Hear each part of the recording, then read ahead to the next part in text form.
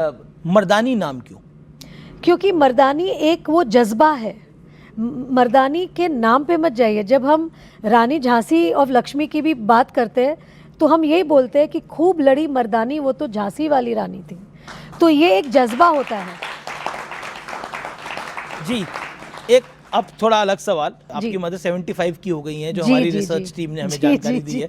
तो सबसे पहले तो उनको शुभकामनाएं उनके 75वें जन्मदिन। जी, थैंक यू। दूसरा मेरा सवाल है, उन्होंने तो बोला था सलीम साहब को कि इनको फिल्म में मत लेना, ये खराब कर देगी, फ्लॉप कर देगी तुम्हारी फिल्म।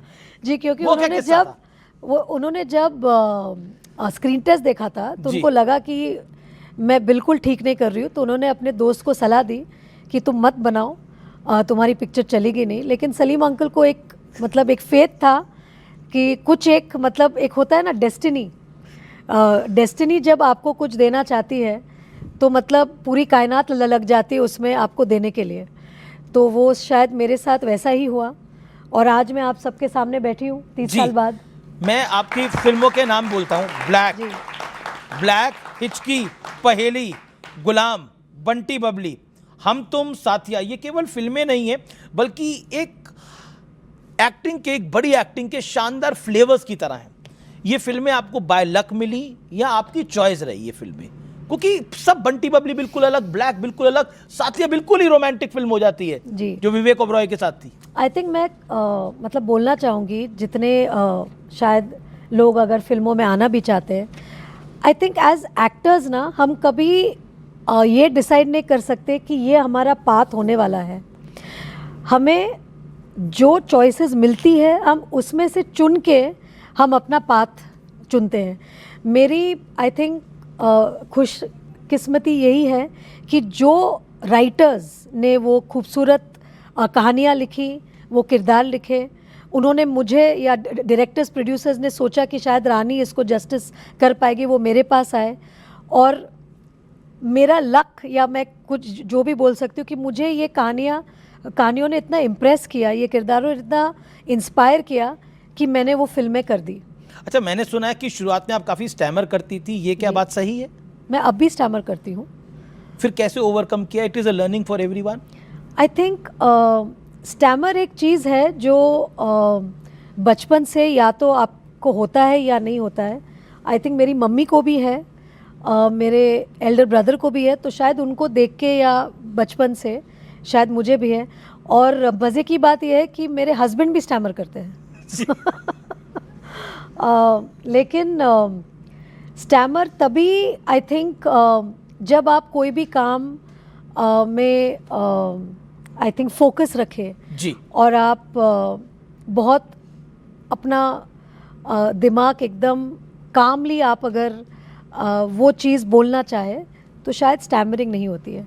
कभी कभी एक्साइटमेंट में वो स्टैमरिंग हो जाती है। जी, ऑडियंस के कुछ सवाल हैं, हमारी मर्दानियाँ यहाँ बैठी हैं, वो भी कुछ पूछना चाहती हैं। इतना अच्छा लग रहा है आप सबको यूनिफॉर्म में देख के। It's just so wonderful. Thank you for coming.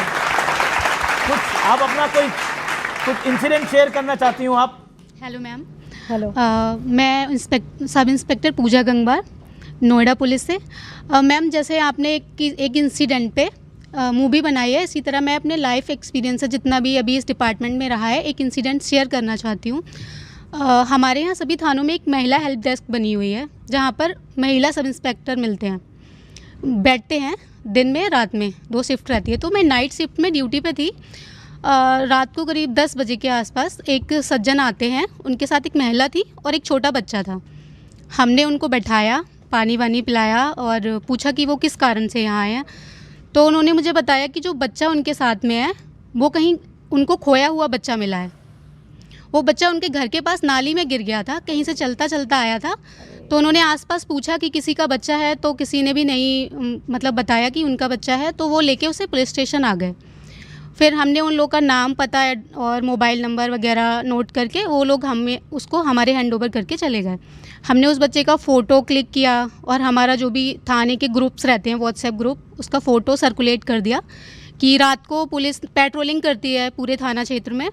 तो अगर किसी को भी इस तरह का कोई ढूंढते हुए बच्चे को मिलता है या कोई कंप्लेन आती है तो तुरंत थाना कार्यालय जो रहता है वहाँ पर इन्फॉर्म करें या मुझे डायरेक्ट कर सकते हैं।